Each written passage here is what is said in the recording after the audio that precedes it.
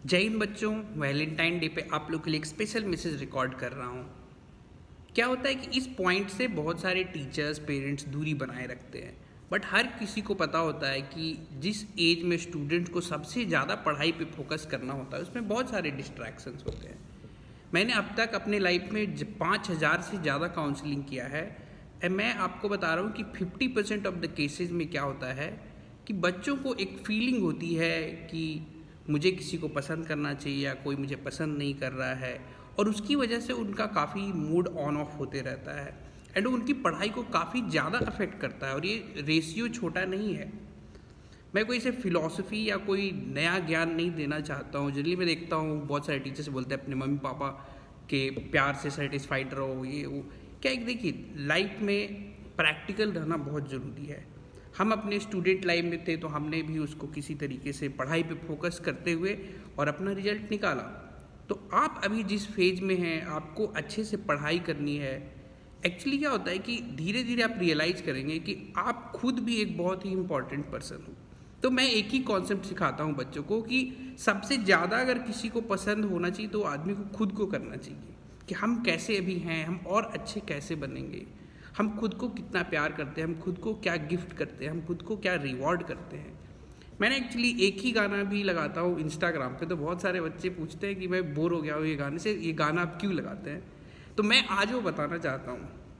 वो गाने में ये बोलता है कि आप जो भी बोलोगे मैं वो बन जाऊँगा। जनरली लोग सोचते हैं कि चलो कोई लड़का है जो किसी लड़की को बता रहा होगा इस गाने में, बट कभी आप ये सोच के देखो कि क्या आप खुद से बातें कर सकते हो क्या।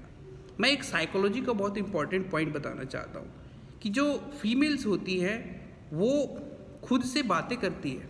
बहुत सारे जो फीमेल्स है इस बात को अग्री करते हैं जब मैं डिस्क्लोज करता हूँ। मे बी मेल्स में बहुत ज़्यादा नहीं है कि वो खुद से बातें करें, बट ये क्या होता है कि आपको खुद को पसंद करना, आपको खुद को दोबारा देखना कि मैं सही कर रहा हूँ या मैं सही कर रही हूँ, ये काफ़ी डे टू डे फीचर होता है हमारी लाइफ का। तो आज मैं आप लोगों को बस इतना ही मैसेज देना चाहता हूँ कि कृपया करके आप खुद को सबसे ज़्यादा पसंद करें। और अभी जैसे मैंने कुछ न्यूज़ सुना, कुछ कोटा का, कुछ आईआईटी बॉम्बे का न्यूज़ क्या था वो शायद आप लोग तक पहुँच गया होगा। बट मैं काउंसलिंग बहुत सालों से करते करते पैंडेमिक के बाद मैंने छोड़ दिया था काउंसलिंग करना। अभी ये सब न्यूज़ देख के मैं वापस वो काउंसलिंग का प्रोसेस स्टार्ट कर रहा हूँ, जिसमें मैं यही सिखाता हूँ कि आपको ओनली साइकोलॉजिस्ट हेल्प नहीं कर सकता है। मैंने बहुत सारे साइकोलॉजिस्ट से भी बात की है। तो मैं एक एज ए स्टूडेंट जब मैं आईआईटी बॉम्बे में था तो फर्स्ट ईयर सेकंड ईयर में मुझे बहुत ज़्यादा प्रॉब्लम हुई थी, बट मैं वो ऐसे साइकियाट्रिस्ट के पास नहीं जाता था कि मुझे पता है वो क्या प्रॉब्लम सॉल्व करेगा। मुझे इंग्लिश नहीं समझ में आ रहा तो मैं इंग्लिश कैसे समझूंगा उससे, वो मुझे क्या समझाएगी या फिर मुझे क्या समझाएगा वो डॉक्टर। इसलिए मैं उनके पास नहीं जाता था। तो स्टूडेंट्स की प्रॉब्लम जो है वो डॉक्टर्स तक जनरली नहीं पहुंचती है और लोग अवॉइड भी करते हैं। मैं आज इस डे के अवसर पे बताना चाहता हूँ कि अगर आप लोग को किसी भी तरह का स्ट्रेस, चाहे एजुकेशन से हो, चाहे रिलेशनशिप से हो, चाहे फैमिली से हो, चाहे खुद से हो, एक बहुत इम्पॉर्टेंट फीचर आपके लाइफ में होगा कि आप खुद के बारे में कैसा फील कर रहे हैं आज। अगर आज आप अपने बारे में अच्छा फील कर रहे हैं तो आज का आपका दिन बहुत ही अच्छा होगा।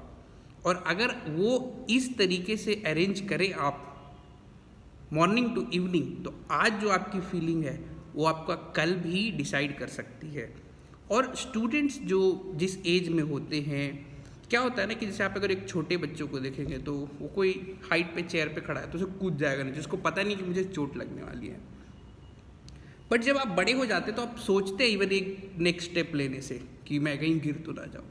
तो बच्चों का जो एज होता है 14 to 18, उस एज में क्या होता है ना, एक ट्रांजिशन फेज में होते हैं। कभी उनको लगता है कि मतलब मैं बच्चा हूँ और कभी मैं उनको लगता है कि मैं बड़ा हूँ।